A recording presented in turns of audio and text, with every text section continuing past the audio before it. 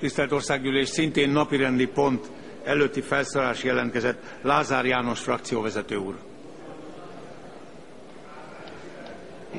Igen, tisztelt képviselőtársaim, tisztelt Országgyűlés, igen, tisztelt elnök úr, az elmúlt néhány percbeli vita is arról győzött meg, hogy a felelősség tisztázása az mindig az egyik legfontosabb kérdés ebben az országban, és arról biztosíthatom önöket, hogy Magyarországnak olyan kormánya van, amely a felelősséget vállalja. Erről még ma este, illetve...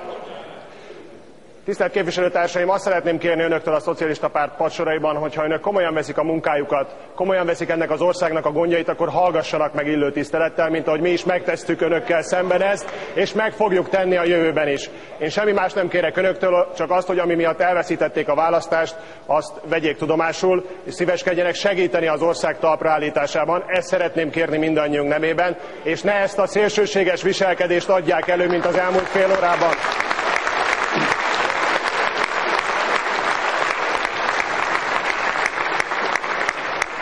Főleg ne tegyék ezt, képviselőtársaim, mert nem tudunk túllépni azon, amit a választópolgárok akarnak, és amiért egyébként önöket is megjegyzem, megválasztották országgyűlési képviselőnek, már akit megválasztottak az MSZP jelöltjei közül. Az emberek azért küldtek bennünket ide, hogy rendet tegyünk, és tisztázzuk azt, hogy mi történt az elmúlt 8 esztendőben. Az elszámolás és az elszámoltatás, a számadás és a számadás kikényszerítése az ennek az országgyűlésnek és ennek a kormánynak kötelezettsége lesz. Önök 8 év kormányzás után, ami példanélküli az elmúlt 20 esztendőben, számadással tartoznak, hogy hogyan jutott ide az ország. Ezt várja önöktől minden választó. Amíg nem adtak számot arról, hogy mit tettek itt az Országházában vagy a magyar igazságszolgáltatás előtt, addig szerényebben és halkabban kellene viselkedni.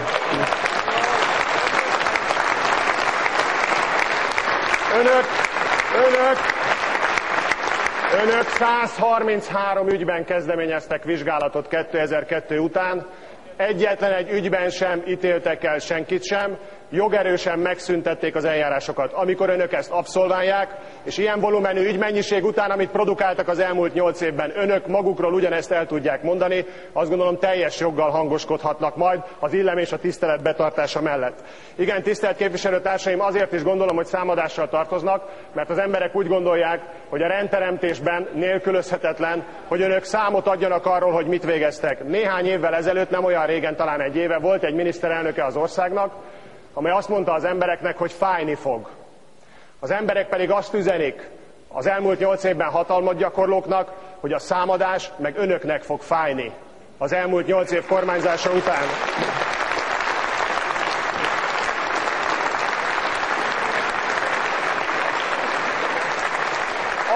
Akik a Fideszre és a KDNP-re, netán más pártokra is szavaztak az MSZP-re is sokan azok közül, akik szeretnék tisztázni az ország helyzetét, ezért ez önöknek is kötelességük.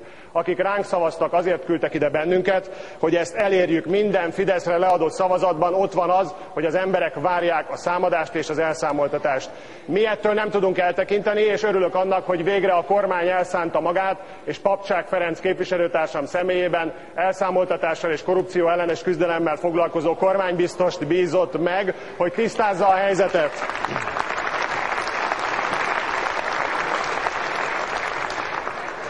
Igen, tisztelt képviselőtársaim, természetesen nem lehet a felelősséget elkerülni azoknak, akiké a hatalom volt az elmúlt 8 esztendőben. A nemzeti vagyon kezelésének ügyét tisztázni kell. Tisztázni kell, mi történt október 23-án 2006-ban, és tisztázni kell, hogy hogyan épülhetnek olyan autópályák, amelyek alól a víz kimossa a földet és összedőlnek. Milyen kontármunkát végeztek önök az elmúlt 8 esztendőben a szó szoros és átvitt értelmében is. Azt gondolom, ez az önök érdeke is, hogy világosan beszéljünk. Olyan korszakot élünk, amikor magunkra nézve is kötelező a számadás és az elszámolás. A jövőben nem lehet olyan kormánya Magyarországnak, amely meg akarja tagadni a számadást vagy az elszámoltatást. Mi ezt magunkra nézve is kötelezőnek tartjuk, és teljesíteni is fogjuk.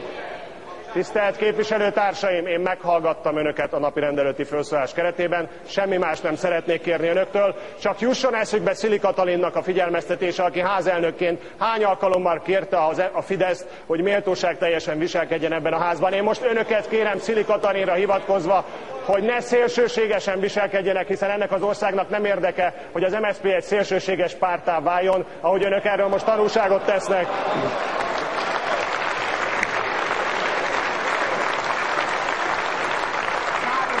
Tisztelt képviselőtársaim!